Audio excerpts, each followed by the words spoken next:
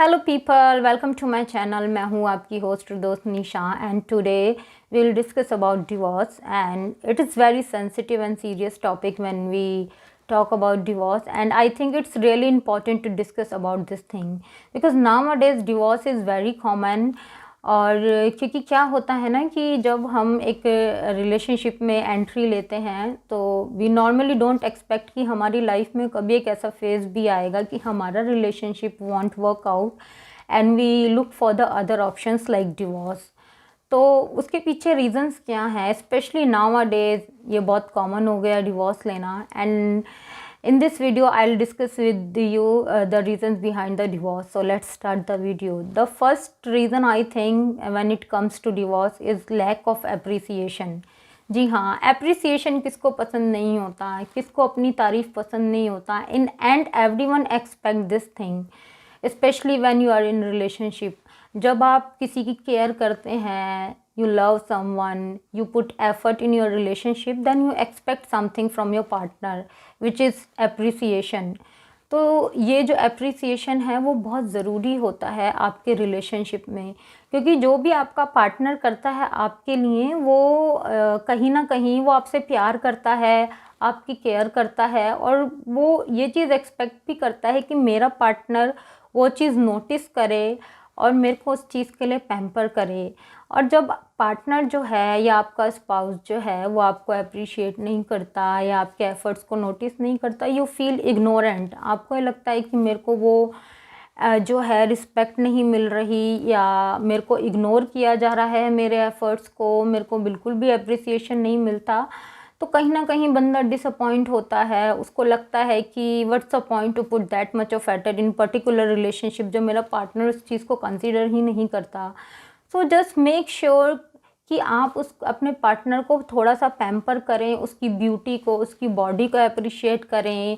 Go out for dinner date और lunch date, movie साथ में देखें, कुछ टाइम स्पेंड करें, कुछ अपने बारे में बातें शेयर करें और अपने पार्टनर जो आपका पार्टनर आपके लिए करता है उसके लिए उसकी तारीफ़ ज़रूर करें। The second reason which comes to the divorce which is I think very important is finances. क्योंकि जब फाइनेंस की बात आती है तो ज़्यादातर लोगों को ये समझ नहीं आता कि जो फाइनेंस है हाउ इट वर्क्स। तो ये कहीं ना कहीं ज़रूरी हो जाता है कि जो पार्टनर्स हैं वो फाइनेंस के बारे में खुल के बातें करें और डिस्कस करें कि उनकी जो फाइनेंशियल सिचुएशन क्या चल रही है और what are the best solution for their financial situation. क्योंकि कई बार मैंने ये चीज़ देखी है कि कपल्स जो हैं कि पार्टनर को यही नहीं पता होता है कि उनका जो हस्बैंड है वो कितना अर्न कर रहा है, what is the source of income, और वो कहाँ स्पेंड कर रहा है, कहाँ स्पेंड नहीं कर रहा, विच इज़ समथिंग वेरी रॉन्ग। आपका एक partner is your better half, तो उसको ही और she has a full right कि उसको ये पता हो कि जो उसका पार्टनर है वो जो जो पैसा आ रहा है वो कहाँ जा रहा है। You know it's very important to know about inflow and outflow of money.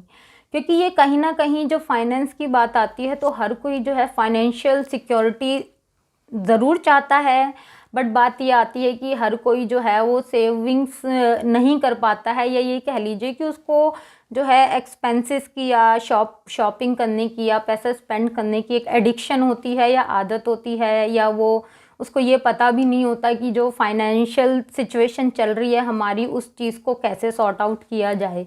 क्योंकि कुछ केसेस में ऐसा होता है कि जो है वाइफ को शॉपिंग करना पसंद होता है, हस्बैंड को सेविंग्स पसंद होती हैं, और इस सिचुएशन में वाइस वर्सा भी होता है कि वाइफ जो है सेविंग्स करना पसंद करती है और हस्बैंड गैम्बलिंग करना, ड्रिंक करना पसंद करता है। तो यहाँ पे ये बात आती है कि कपल जो है वो साथ बैठें, discuss about their financial situation and look for the best options जो उनके लिए वर्कआउट करें। क्योंकि कई बार क्या होता है ना कि जैसे लड़की की शादी होती है तो जो उसका फादर होता है शादी से पहले, जो आपकी फैमिली होती है वो काफ़ी स्ट्रांग होती है financially, but it's not important कि अब जब आप शादी करते हैं तो आपका पार्टनर भी is equally stable and financially strong. But जो लेडीज़ होती हैं वो उसी तरीके से स्पेंडिंग करती हैं जिस तरीके से वो शादी से पहले कर रही होती हैं, बिकॉज दे डोंट कंसिडर कि मेरे हस्बैंड की क्या सिचुएशन चल रही है, क्या वो ये चीज़ अफोर्ड कर भी सकता है या नहीं कर सकता। So this is something very important कि हमें ये मालूम हो कि हमारा पार्टनर जो है वो फाइनेंशियली कहाँ स्टैंड करता है और वो कितना, उसकी अफोर्डेबिलिटी लेवल क्या है। और यही चीज़ लड़कों के साथ भी आती है कि कई बार लड़के ये सोचते हैं कि मैं तो अर्न कर रहा हूँ, मेरा फादर भी अर्न कर रहा है, मेरा ब्रदर भी अर्न कर रहा है, मेरी सिस्टर भी अर्न कर रही है, and then he take the decisions on the basis of their family members income, which is something very wrong. Because आप खुद एक अपनी फैमिली हो, your parents and your brother sister are part of your family, your immediate family is your wife and your kids. तो जब financial decisions लेने की बात आती है तो आप जो अर्न कर रहे हैं, जो आपकी जॉब है या जो आपका बिजनेस है, उससे आपकी क्या अर्निंग आती है, on the basis of your own earnings you have to take the decisions rather कि आप अपने पेरेंट्स की फाइनेंशियल सिचुएशन के बेसिस पे जो है वो डिसीज़न ले। और कई बार ऐसा होता है कि पेरेंट्स भी कई बार इन्फ्लुएंस करते हैं आपको कि आपको कहाँ इन्वेस्ट करना है, कहाँ नहीं करना, कहाँ सेव करना है, कहाँ नहीं करना। सो जस्ट मेक श्योर कि आप किसी से इन्फ्लुएंस ना हो, either it's your family members और फ्रेंड्स। आप अपने पार्टनर के साथ डिस्कस करें वो चीज़ें फाइनेंशियल, और फिर बेस्ट सोल्यूशन देखें कि आपके जो फाइनेंशियल स्टेटस है इस वक्त या जो आपकी फाइनेंशियल सिचुएशन चल रही है उसके बेसिस पे यू टेक द डिसीज़न कि what are the best option for us and where to spend, how to save and how to look for the expenses. So just make sure you clearly communicate with your partner कि आपकी जो income है वो कितनी है, कैसी है, क्या नहीं है, कहाँ आप स्पेंड कर सकते हैं, कहाँ नहीं कर सकते। And when we talk about the reason about the divorce, the other thing which is very common nowadays is like miscommunication or no communication.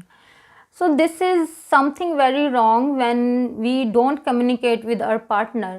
क्योंकि एक रिलेशनशिप में कम्युनिकेशन होना is really important.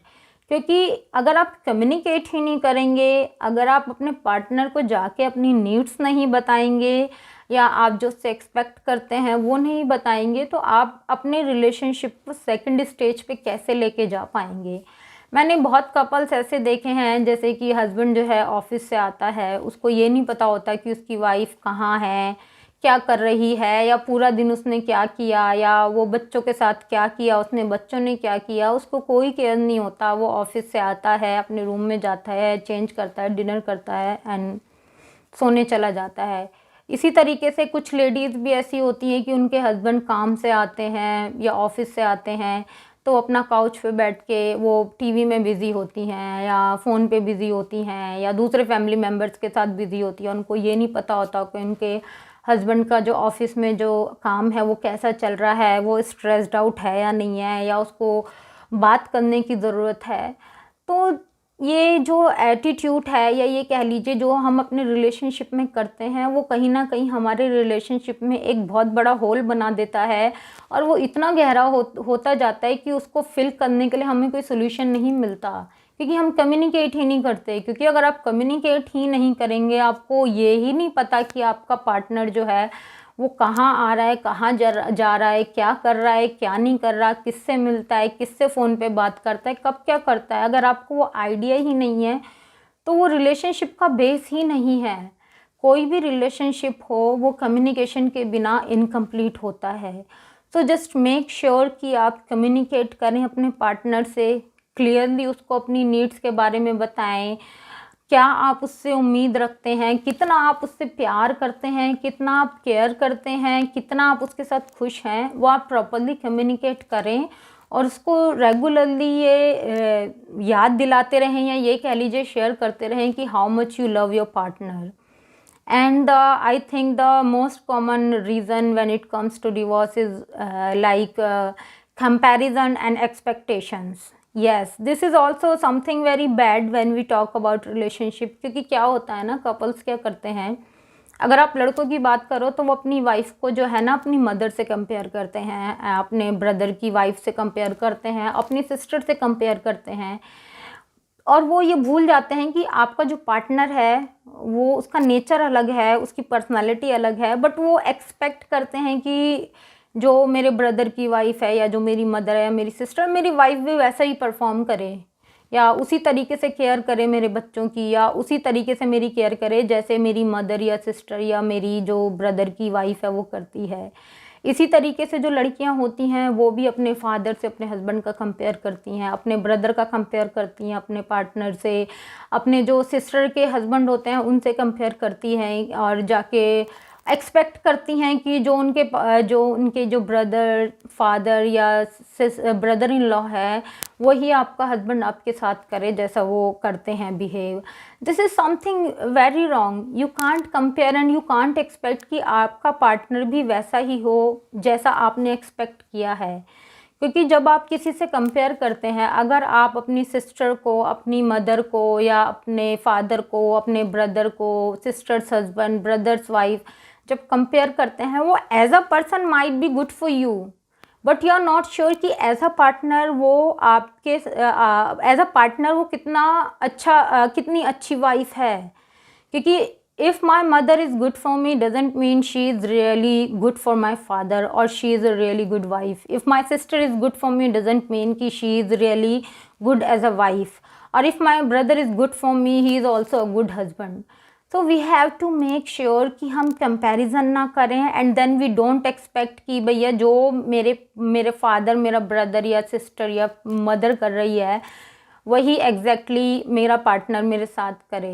You know, every person is perfect and imperfect. हर किसी की personality जो है वो अलग होती है, थॉट प्रोसेस, मेंटालिटी जो होती है वो अलग होती है, और आप जिनसे कंपेयर करते हैं अपने पार्टनर को और जो एक्सपेक्टेशन सेट करते हैं कंपैरिजन के बेसिस पे, तो जिनसे आप कंपेयर करते हैं they are also not perfect at their end, because हर कोई परफेक्ट नहीं होता। Even you are not in yourself perfect. You have to make sure कि या तो आप अगर कंपेयर कर रहे हैं और परफेक्शन एक्सपेक्ट कर रहे हैं, आप भी उतने ही परफेक्ट हो, या फिर आप जिनसे कंपेयर कर रहे हैं वो उतने ही परफेक्ट हों।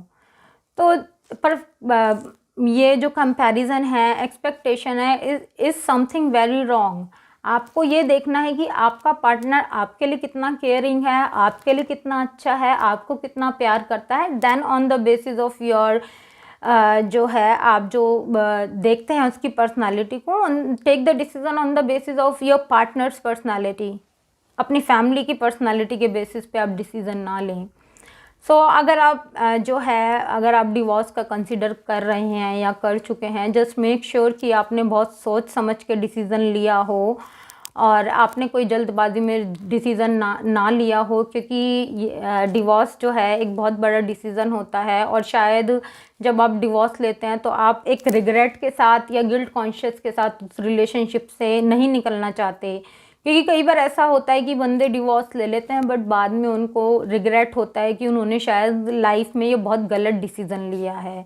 सो जस्ट मेक श्योर कि जो भी आपके बीच में प्रॉब्लम्स हैं, मिसअंडरस्टैंडिंग्स हैं, या जो भी आपको लगता है कि रीजंस हो सकते हैं, you both work on your problems and look for the best solution and put your 100% कि आप अपना रिलेशनशिप बचा सकें। तो आज की वीडियो में बस इतना ही। I hope you like my video and you learn something from my video. और अगर आपको ये वीडियो पसंद आए तो please like, share and subscribe. और आपको इस वीडियो में क्या अच्छा लगा वो कमेंट बॉक्स में मुझे ज़रूर बताएं। तब तक के लिए अपना ध्यान रखें and I will see you in my next video. तब तक के लिए bye bye and take care.